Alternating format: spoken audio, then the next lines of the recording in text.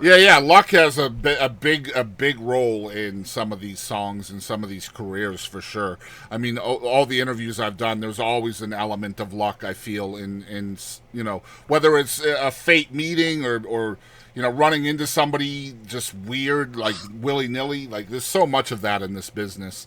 Let me tell you a story. Let me tell you a quick story that goes directly to this, because I would always try to explain this to my father. I don't know what's going on. How does it all work, Bob? And I would say, I don't know, Dad. I don't know. I still don't know. But I remember, later in my career, it's in the '90s. Late '90s. I'm doing great. And I really wanted to get a Martina McBride cut, because when I got signed back to RCA in 1991, she was on the label, and we were like, "Hey, what's happening?" We were the two new kids, on the block.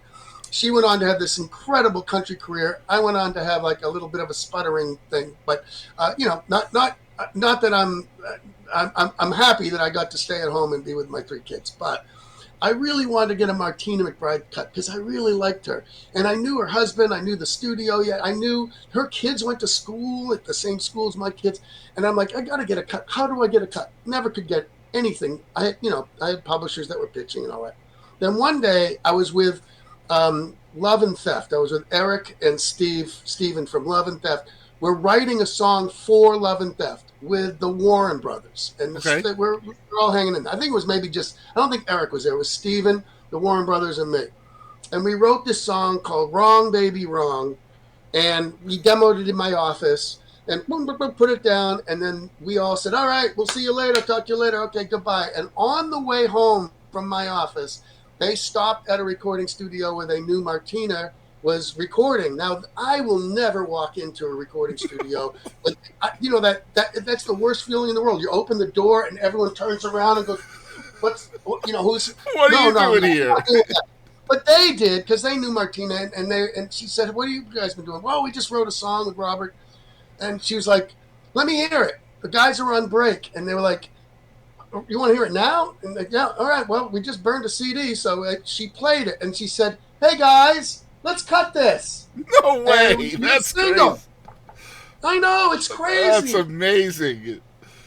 So all that happened before you even probably pulled into your driveway. Exactly. I hadn't really thought about that. Yeah. But you're right, because I was living down, in Forest Hill. So yeah, that might have happened before I even got home. That's nuts, though, man. That's what I mean. It's those stories, like you just never freaking know. You just never know. Like, and I talked about fate. Like one of your big influences is Nick Lowe, and Oh yeah. and you end up recording a song. You wrote a song, then you duetted the song with Nick's wife, Carlene Carter. This was your first big hit as an artist. This is what I mean about fate, man. Like, what are the chances? Yeah, and I recorded that in Nick's basement studio in London. We were making the album in Wales at the famous Rockfield Studios, Right. which is where the piano I was banging on was the same piano they recorded Bohemian Rhapsody on. Wow. I mean, that place is insane. But there it is. I'll give a visual for you. There's the sheet music. Wow. Incredible stuff. Yeah, I really wanted to work with Roger Basharian. I really wanted to work with Nick Lowe, and Nick was way too busy. If you look at what he was producing during that time, it was just RCA said, there's no way you're going to get him. What about Roger Basharian? I said, okay, all right, that sounds good, because Roger was his, engineer getting the sounds, but he was also co-producer on, Trust and the Squeeze album and, stuff like that. The one with Tempted on it. And so Roger was the best, and we made 2 albums at Rockfield Studios in Wales, our second and third albums for RCA. And that was 83, that song came out? Yeah, it was on the second album. I have it here. I knew, I could see this was a visual format. It's called Special Pain, and it was the first time we'd been to Rockfield, and it was a good size hit. It got things rolling. I'll tell you that. That song introduced me to Carlene Carter. Probably 6 years or so after that came out. Early '90s is probably the first time I saw that song. And it's so cool to have you here, the guy who wrote that song. Because, like, if it hadn't been for that song, I'm not sure I would have known about Carlene Carter. And golly, you want to talk about having a crush on somebody now. Come on. Carlene was good-looking woman, man. I'll tell you what.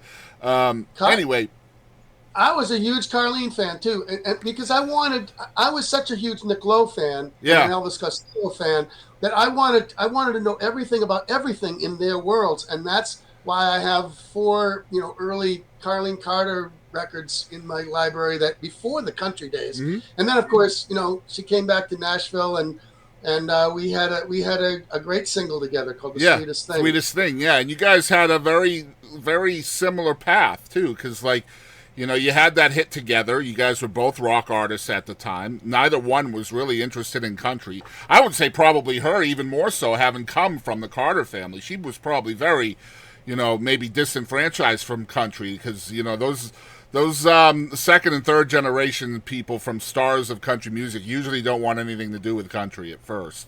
Yeah. But then you guys both ended up in Nashville. Both ended up with record deals in Nashville as well. Very, very similar path.